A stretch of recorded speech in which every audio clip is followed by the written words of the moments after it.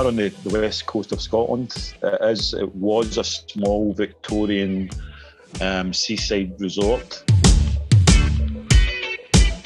The actual ICI was in between Stevenson and Irvine, and then Kilwinning was on the other side. So you had the ocean, and then Stevenson, Irvine, and then Kilwinning was that way.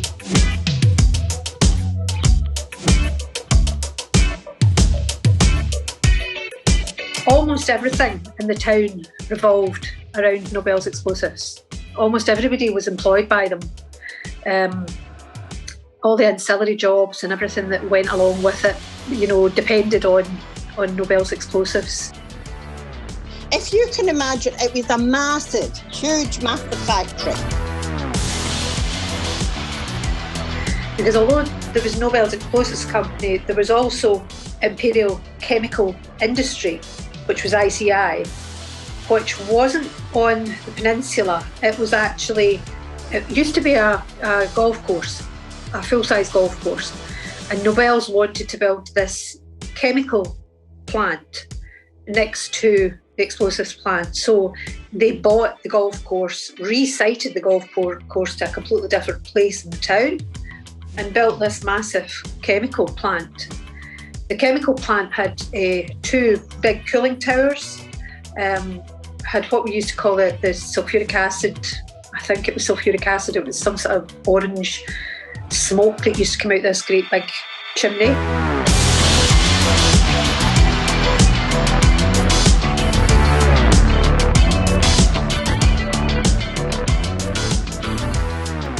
My Uncle Robert, my father worked there. They were 30-year people, and they got my brother a job there in the box factory. And I left school at 14, and it was before the next semester. I turned 15, and my dad said to me, if you don't want to go back to school, I can get you a job in ICI. I first became aware of the plant from my Uncle Charlie, who worked there in the 70s.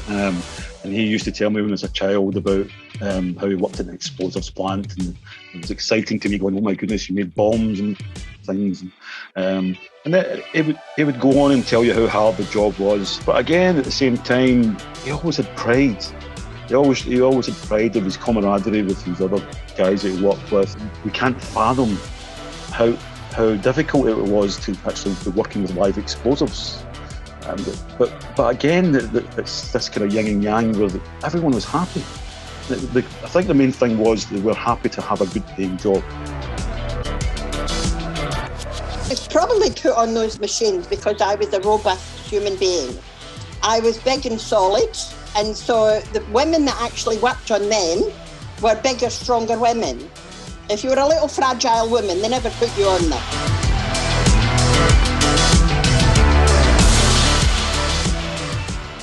So the area that I worked in, it was a huge, gigantic shed. It was like an airport shed. And it was like hundreds of women worked there, all young girls, and they all started 15 or 16 normally. And they put them on, there was 3 processes. You had the winding of the wires, they actually go into the detonator. And then you did that into a figure 8, and then they went from the coil onto recapping without soldering a cap onto that wire, and then they went from there to the detonator department. So my Aunt Patsy, she worked in ICI. She made, I think it was the kind of gunpowder. My grandfather, who was born in 1891, he was a superintendent working in I think it was the black powder. My grandmother worked in the black powder as well. She was a production operative. She made the kind of, it was always described to me that she made the bombs, but she made the kind of things that went inside the bombs. My mother worked in the offices in ICI. She always talked about going across to Africa House for lunch and things like that. And my father worked in the what was called the nylon plant, which is the top end of the ICI site. And I also have my great aunt Annie worked there as well. There's probably a lot of other people in my family that have worked there as well over the years, but that kind of goes back, like my parents and my grandparents worked in various parts of the factory. So what happened is I was so bad at the first two jobs that Jock McCall, the foreman, actually took me off them and put me onto the winding machine. And there were 6 winding machines. They started from like a medium size up to a huge thing. And each machine was inside a cage. So it was all for safety. When you shut the cage and pushed the button was when the machine started. If the door opened, the machine shut off. Anne and my grandpa met there. She was in her early 20s and my grandpa was in his 50s, so there was a big age gap between them. And they met. He was her boss, I suppose you would say, at the time. And they formed a relationship and eventually got married, and they had 4 children from there. So that was a kind of an ICI, I guess I'd say an ICI romance. And I loved that job because we used to meet, all the girls that worked on the machine, there were 6 of us, used to meet at the main entrance when we were coming into work. And the day shift finished at 3 o'clock. We started, we did 3 shifts. And then most of the night shift was for the winding on the big wheels. They were like big Ferris wheels. So we 3 shifts, 6 in the morning, 6 in the afternoon, 6 in the night. So the machines went constantly 24 hours. But the day shift winders and the solderers, they only worked day shift.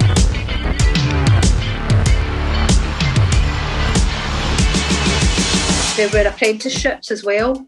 People could leave school and they could go and have apprenticeships. If people left school without any qualifications, they could go and they could get a job. A lot of the girls used to work in the detonators. And I mean, that one mistake I made was when I tangled the wire up. I'd shut the door, somebody talked to me and I got distracted.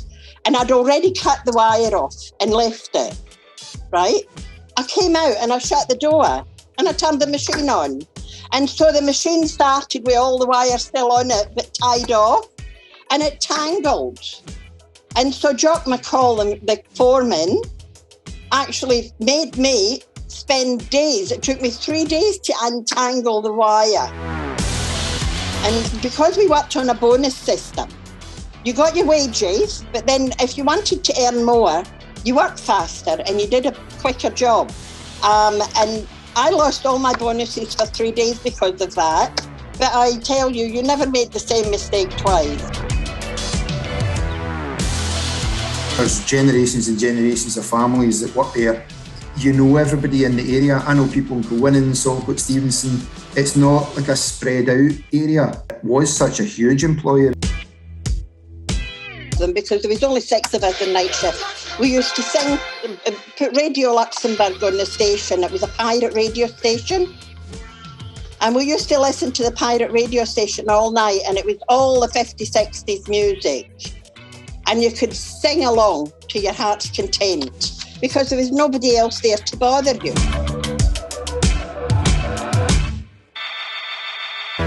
And I know in my mum's generation, she spoke very fondly of the women that she worked with. So when they took me from the winding machine, they put me in the detonators at 18. And I'll be honest, I hated it.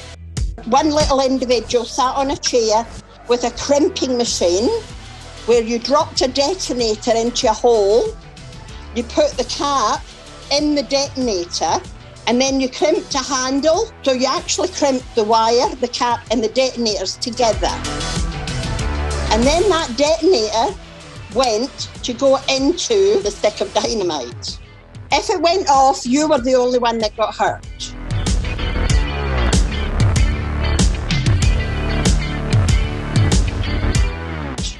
You weren't allowed to take matches. You weren't allowed to take a lighter in. Everything was set up for you. So if you wanted a cigarette, you went into a separate area that had a cigarette lighter in the car. That sort of thing, right? So you could have your cigarette in these private small areas. So if anything went off, these sprinkler systems were set up automatically to go off. They were emergency sprinkler systems. So it was all for safety.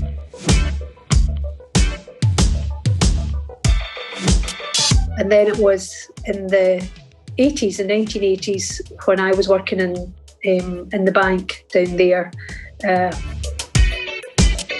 I suppose I started to see this big factory and all the shenanigans that went on. You know, there were some incredible characters, so much tomfoolery, craziness. You know, you would think this is a really, really serious business. But I think part of it was maybe a bit of dark humour, where people realised how dangerous some of the things were. So to get away from that, they had some really light-hearted, silly things going on. It was a great place to work when you were a teenager. They always recognised their workforce and paid them well. And you got really, really good money. It was very good money for an 18-year-old. And they had benefits. They had very good benefits. You got full medical service. You got, everything you could get. The company supplied. They were a very good company to work for. You got shares in the company. When I worked in the bank, every year Nobel's Explosives would give people shares, a kind of workers' share scheme. All the people that worked in the offices and the executive and all the rest of it, they never cashed in their shares. We used to have files in the safes where people had a big thick wad of shares, ICI shares, worth a fortune. But most of the people that worked in the factory, the week before Glasgow Fair, which was the holiday fortnight, the stockbrokers came down from Glasgow and they would be there for 3 days, for 2 days. They would get all the people coming in with their share certificates. They would allocate them little yellow slips. There would be pink slips that came back into us. And we would get an indication of how much money all of these employees would be coming in to pick up at the end of the week.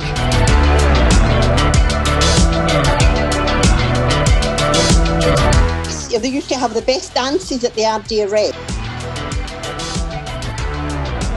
There had been a social club which was run by Nobel's in an area which was called Ardeer Recreation, and it was one of the big old houses in the town, a very rich person's house that Nobel's had bought over. It had a full-size, fully sprung dance floor. It had a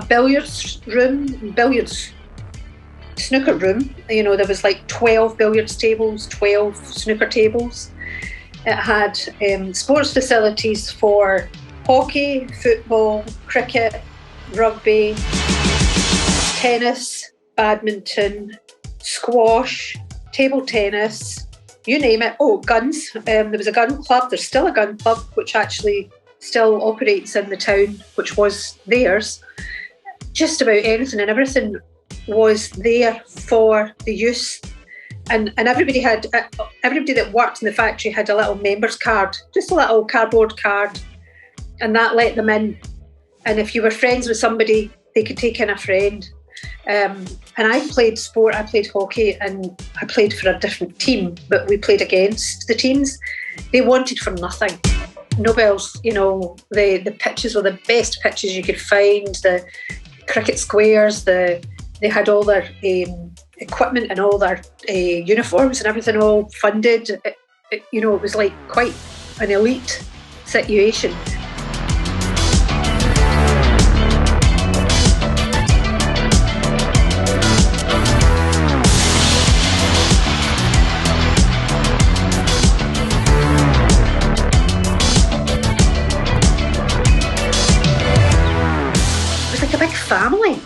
anyone ever get in trouble, there was someone who would be there that you knew would come and help. Everybody knew everybody. There was a friendship. The people next door worked in the factory. The people across the road worked in the factory. The neighbours in our street, there was 1, 2, 3, 4, 5, 6 out of 10 houses worked in the factory. So we were brought up, and amongst all of that, and the friendships were forged in the camaraderie, I think, of what at times could be bloody hard work, and as I say, a bit insane. So people forged these friendships where they had each other's back. I lived on Trelawney Terrace, and Trelawney Terrace had about 200 houses all the way up the street. And you knew every neighbour, you knew everybody's name. They used to pop in for cups of tea. The doors were never locked. And a lot of the people that lived in those streets all worked together. Yeah, it was just a time when everybody knew everybody and everybody looked after everybody. And yeah, it was just like one big family. Recently, I managed to find some the names of my grandmother and 3 of her friends, which were written in pencil inside one of the old huts. I would love to be able to try and find it. I've been to try and identify exactly where that was. I think there was an awful lot of friendships formed, and friendships that I can see on social media today that have continued all these years. So no, we just enjoyed the fun and the friendship. And as I said, I'm still friends with some of these women. Cousin's sister-in-law and I are still best friends. She lives in Bath, and she worked on one of the machines as well. And Maureen Aldridge was another one that I worked with. Her and I worked it. So the 4 of us, there was 4 of us, and Susie Howie and Elizabeth Gargan. We all worked together, and we used to meet at the main gate and all walk down the street arm in arm. And I live in Australia. I've been back. I can't do it now because I've got a walking frame now and my back's totally gone. But I've been back so many times and caught up with all the girls I used to work with. It was just a fun time to be alive. But my last fling in the ICI was to pull the chain on the emergency sprinkler system. I knew I wasn't going back, so I pulled it. When I come out the door, I pulled the emergency sprinkler system and I soaked everybody in the tunnel, and the tunnels went for miles. And I'll be honest, I never told anybody that. And there was lots of lorries, and you would see bus after bus after bus leaving the front gates of the factory. There was a little shop that was built into the front gate area. And there was I guess you would call it a vibrancy to the area, because it was so busy. So you would have a lot of the work, the staff would probably go into up the town and that sort of stuff after finishing. There was quite a few pubs in the area at the time. And they came from all over. They came from Glasgow and Paisley and everywhere. They had their own trains. The ICI ran their own trains.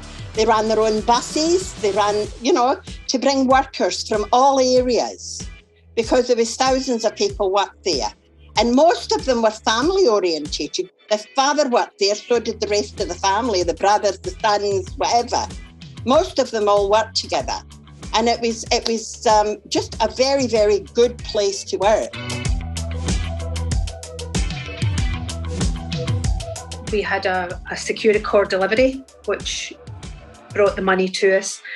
And for the Glasgow Fair allotment of shares, before I came out of there, it was £1 million that left that office over 2 days, because people just used to come in and get whatever hundreds of pounds that they got.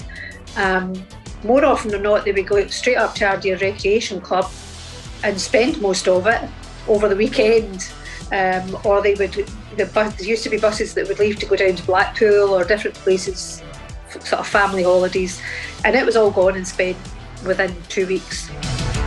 But it was a huge boost to the economy. I remember it being really, really exciting, and there was a good buzz about the place. There was lots of kind of entertainment on. There were bus tours, like in minibuses, and they would take you around the entire site and describe what the different things were that were produced in the different areas. So they drove you up past the golf ball, which was up the top end, and then took you round the back and down to the harbour and told you about that area as well and brought you right round. They had lunches in the Africa House area. I used to love eating, well, still do love eating, but as a kid when there's like free food and you know you're having fun with your family, there were t-shirts that they were giving out, there were frisbees, baseball caps. Baseball caps they weren't so popular here in the UK then. They were still a kind of more an American thing, so it was quite cool to have a baseball cap, even if it said, I can't remember, I think it was like ICI that was on it. It was still a cool thing to get. So it was kind of, it was a good fun day out with your family. But now looking back at it, as like I'm nearly 50 years old now, and when I look back and I think, would I want to take my kids to an explosives factory for a day out, for a fun day? I probably wouldn't, but you know, times have changed.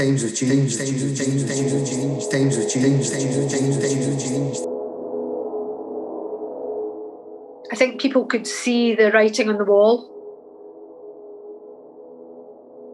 And then when it closed, to go down and see the car park empty and the whole place was, you know, really quiet, to have gone from such a vibrant place to dead almost overnight, it was quite shocking for the area. There has been like quite a few large businesses have closed in this area, so it was quite a depressed area in terms of employment. And it was an area, APT, area priority treatment. So they tried to pump in lots of government money afterwards to try and encourage businesses and that sort of thing into the area. But the whole kind of area, to see it going from like a really busy place where lots of people coming and going, buses coming and going, you know, hundreds and hundreds of people leaving a gate, to nothing and, you know, desolation. I think there was a sense of disbelief, because everybody thought that this was somewhere that would continue, you know, ad infinitum. I remember when I worked there, the people in the powers that be, the executive, had started to bring military workers from Thailand. And there was about 20 military workers arrived at the plant. We had to open bank accounts for them all so that they could be paid. They were put up in accommodation. They ate in the factory. They never went out of their accommodation. All the money that they earned, which was comparable to the money that people here were earning, was money that they had never seen before. The Thai people were poor. As I say, they were dressed in Thai military. It was like so many things in the 80s and early 90s where things were getting taken away to other countries because it cost so much less to do. And Nobel's was no different. But there was a sense of disbelief and a sense, I think, of maybe abandonment by the town. And I loved that job.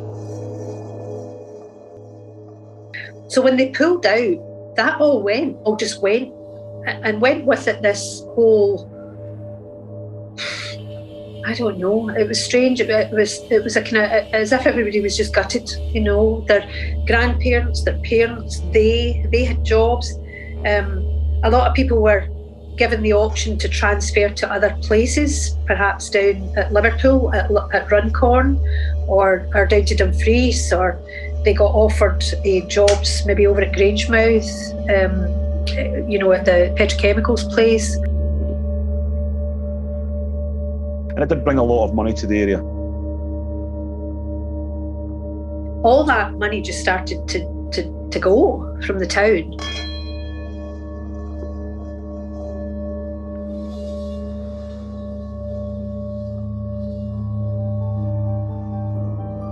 The area, when you go down there, you can walk along the shoreline, which is 3.5 kilometres long. So you have a long, straight beach. And just to walk along that beach itself, it's the way the cove is protected. You can walk along there. I take my dogs down, and you just lose yourself. Or if you're down there in high summer, the sound of the birds, it's phenomenal. You hear all kinds of choruses in the morning and then the choruses at night. And then as you're walking along thinking you're deep in nature, suddenly you find an old building which was built in the early 1900s. Old acid etching halls, and there still is the ruins of the old power plant there. And just when you think you're deep in nature, you find a road. The other strange one I always find is you can walk down there and there's still street name signs up. And you come across them and you go, hang on, there's a street here. Where's the street? Because Mother Nature is just overtaken. There's a lot of biodiversity down there between the sand dunes, what they call the black powder woods, the areas of water. There's salt marsh land, which is now protected, which is one of the only things that is protected. When you look in over the fences now, and you just see all the buildings that are still there, but they're falling apart, they're crumbling with time, and basically becoming overgrown with trees and that sort of stuff. There's an element of that is really sad, but there's also an element of that of the areas that are starting to take back and become an area that's really important and special for nature again, which is quite ironic as well, given what was produced in the area over, 100 odd years, for, the last time I was down walking in Black Powder Woods, I got the closest I've ever got to a red deer. And, where it shot out from, in the middle of a forest, there's lampposts. There's rare species, very rare species. South end of Peninsula, there are some massive sand dunes, the likes of which are only seen in other areas in Scotland, further up the west coast on the Outer Hebrides and some of the islands.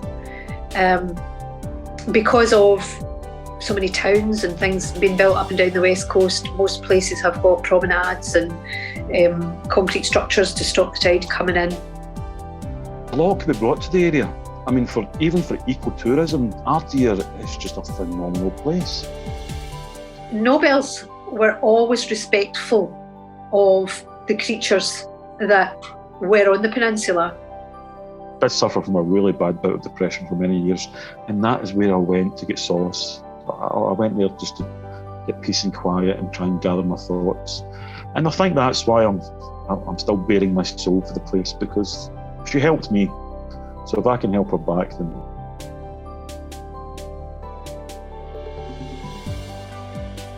My fear is that basically the wildlife and the value on the peninsula is actually going to be gone. In 1953, the ICI were given a special development order, which basically means they do not have to apply for planning permission for any building. Because they were building that many buildings, I think the local authorities just said, "Oh, here, just build anything you want." Now, as far as I remember, this is the only one left in Scotland. So it means that whoever's down there just now can do anything they want without having to approach the local authorities to ask for permission and so forth. And it's more I've looked into it, it's hindering the advancement of the area. The present owners know that they've basically got the local authority and the government over a barrel. It's like an arcane bit of legality. And nobody seems to be able to solve the problem of it. And now it's creating a massive protection for this company to do what it's doing, because they have the law on their side. And until that development order is squashed or rescinded or removed or whatever you want to call it, nobody can do a damn thing about what they're doing. So it begs the question, and I think the answer would be yes, they were aware of it because they're a big corporation. They've got something like 200 limited companies within the UK doing not dissimilar to what they're doing, which is asset stripping. And their lawyers would be astute enough to recognise that this would basically let them do what they wanted to do without any recourse.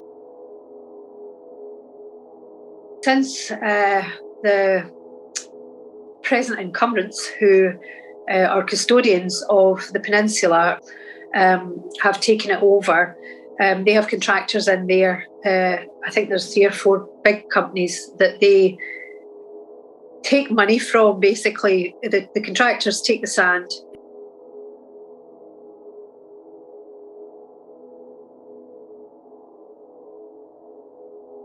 There is a massive concrete structure that goes right along the edge of Nobel's peninsula, probably about 20, 25, 30 feet high. It comes up in a bank, and that is what is protected. It's a seawall, and that is what has protected the sand dunes and the whole of that factory for all those years. That seawall is now starting to break up. And with global warming, there had been predictions that in the next 30 years, there are huge areas, huge parts of this area will be flooded by the sea level rise. And the area at Ardeer, if they don't put, and I dread to think, it would be billions of pounds to fix the seawall because it runs for 6 kilometres. So that needs to be fixed, or there's big implications, and the landowners have no intentions of fixing it. I'm quite sure at some point they'll just pull out. Nobel's protected it. They employed a full-time ranger. They employed people to ensure that the wildlife was taken care of all round about what was going on, the madness that was an explosives company. But they were really very responsible custodians of the peninsula.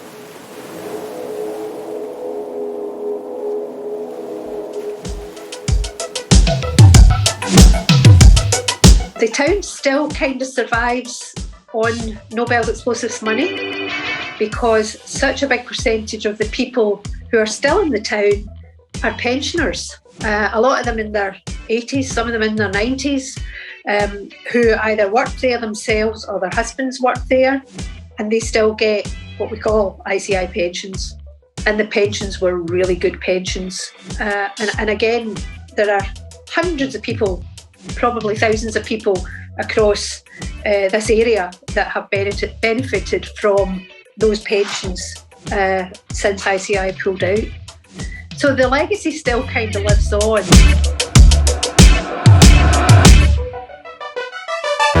It would be wonderful to reinstate part of that land, which created so many jobs, to create more jobs, but protect what's there.